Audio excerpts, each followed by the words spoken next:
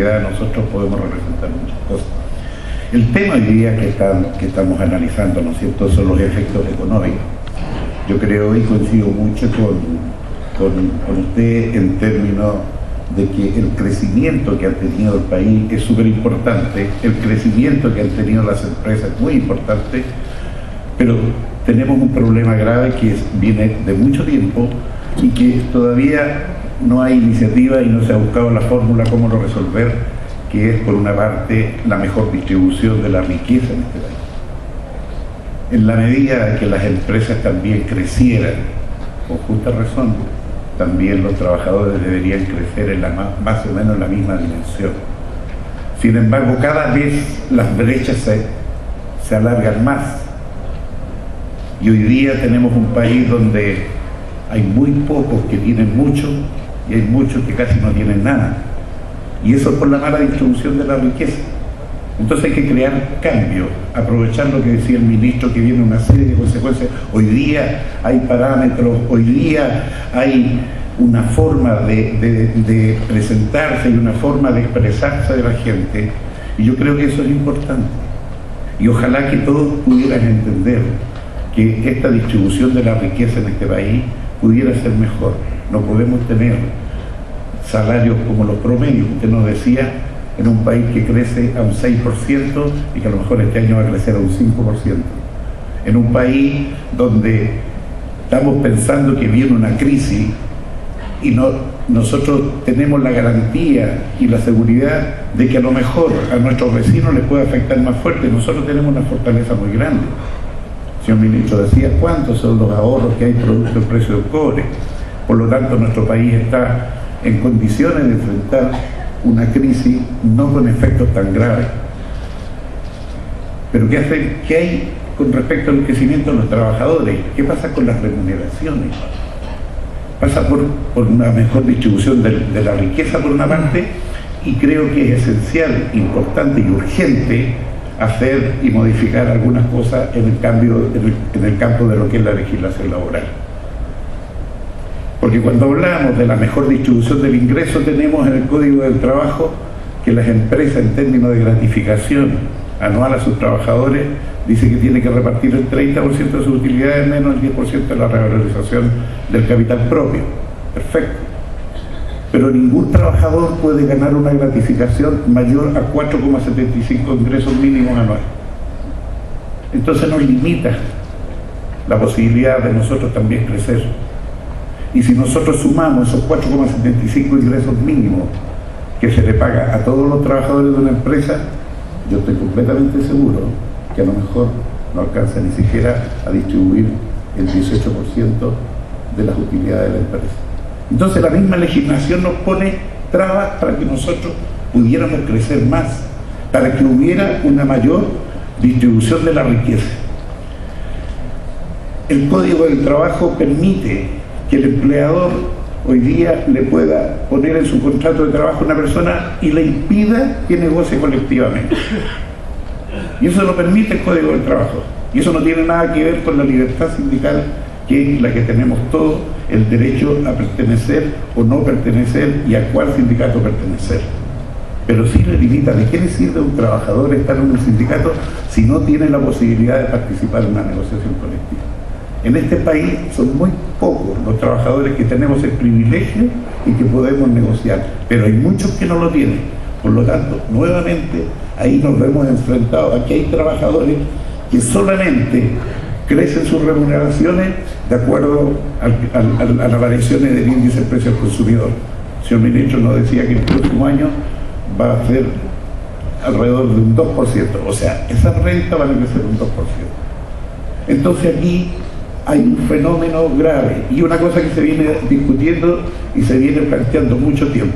Lamentablemente, cuando interviene la política en esto, también se empiezan a desviar los conceptos y al final cada uno quiere sacar el mejor provecho en esto y utilizarlo. Yo creo que estamos en ese sentido bastante lejos de que podamos obtener, pero soy optimista que alguna vez los trabajadores tengan esta posibilidad, que alguien definitivamente se ponga a analizar el Código del Trabajo y que veamos estos aspectos que son importantes.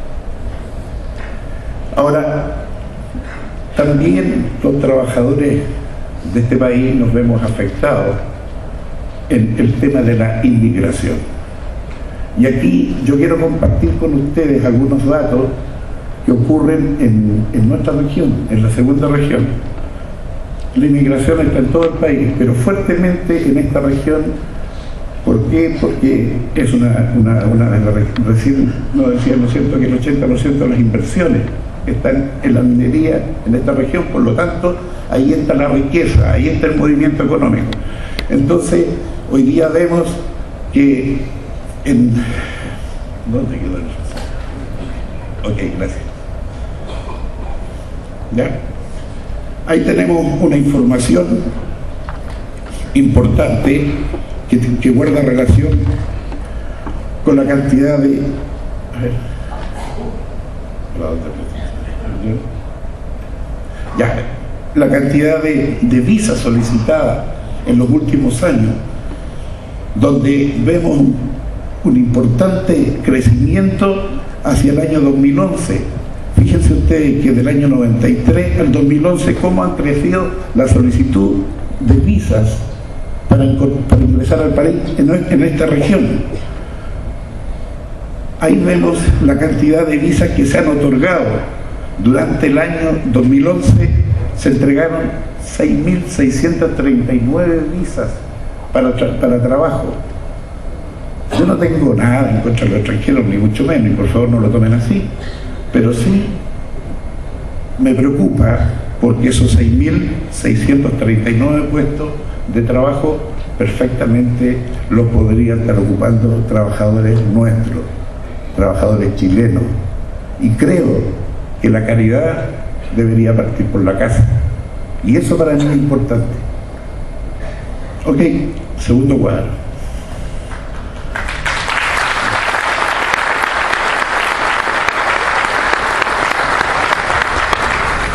Fíjense ustedes, aquí, perdón, solicitudes del primer trimestre, periodo 2011-2012. El 2011 se solicitaron 1.348 visas en el primer trimestre, y ya el 2012 llevamos 1.751. O sea, sigue creciendo este fenómeno. Ahora, la cantidad, ¿por qué razón son las visas? Y en ese cuadro vemos que de las 6.800 visas entregadas, las 6.000 y tantas, 4.741 son por razones de trabajo y otras por razones mucho menores.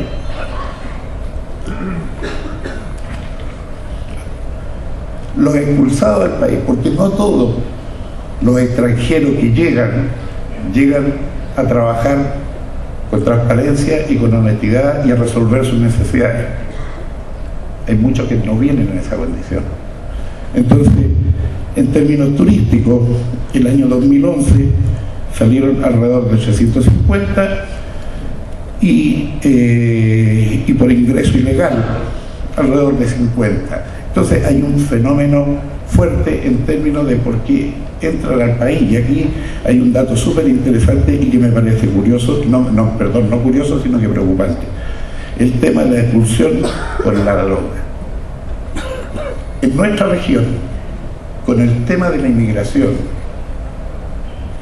ya en realidad yo no sé si estamos en un país africano porque hay muchos negritos, no tengo nada contra ellos, pero bueno, el otro día iba por la plaza de armas y me encontré con un chileno, no me van a creer la felicidad que sentí, pero